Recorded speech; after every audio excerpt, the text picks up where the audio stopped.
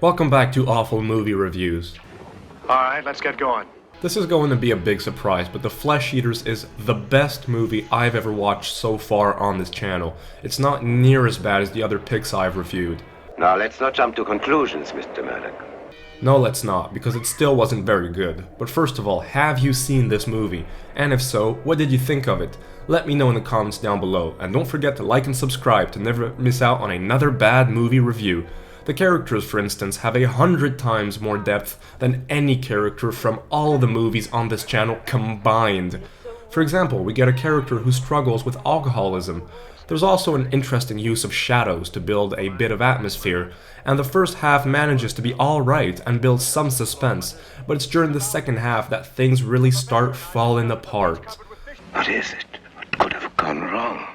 The Flesh Eaters is about a pilot who has to fly a famous actress and her companion over to another city for a big night show, but they quickly need to land on a desolate island after something goes wrong with their engine.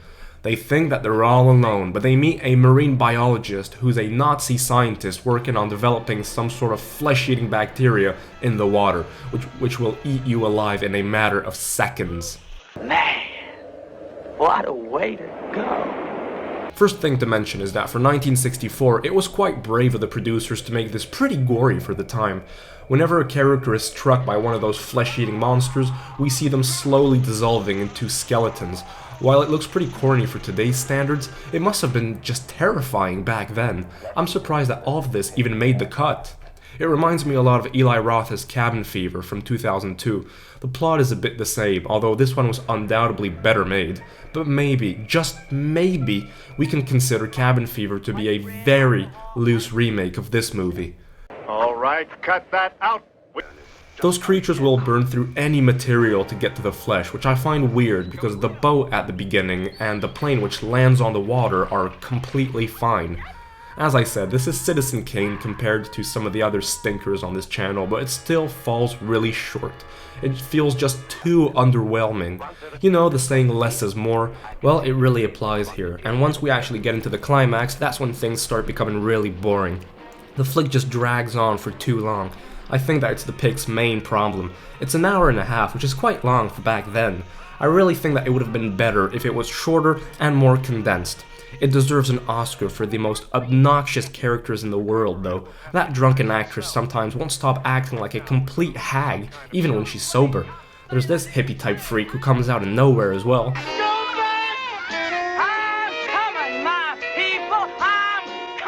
And this fisherman. Lord, give each one of us just so many days. Waste one, you never get it back. Good golly. And I love it how the Nazi scientist lives on some small tent in the middle of the island, but was able to bring over this huge-ass power generator. Like, how? There's this scene where the actress is stabbed by the Nazi scientist. He actually goes through all the trouble to bury her, like if nobody's going to notice. But after all this time, she just shrugs off the stabbing wound and gets back up and tries to kill the guy, only to get popped a few times again. She better be dead now, do your job right. We find out that electricity turns the bacteria into some disgusting man-eating monsters. We also find out that the only way that they can be defeated is by injecting those things with human blood. Gosh, who would have known? But wait a second. How is it that the Flesh Eaters can just eat the living flesh right off of their victims, causing them undoubtedly to bleed, but yet they're unharmed by the blood, and yet here they literally explode when they come into contact with blood? There are a couple of things that just don't add up. It's full of little plot holes which just tarnishes the story, and I must say that I wasn't impressed at all with the final result. I just wanted to get this over with. Interestingly enough, legendary director George A. Romero wanted to name his masterpiece Night of the Living Dead, Night of the Flesh Eaters, but the title was changed in order to not confuse the audiences. So yeah, just stick with the Romero movies. What an awful movie.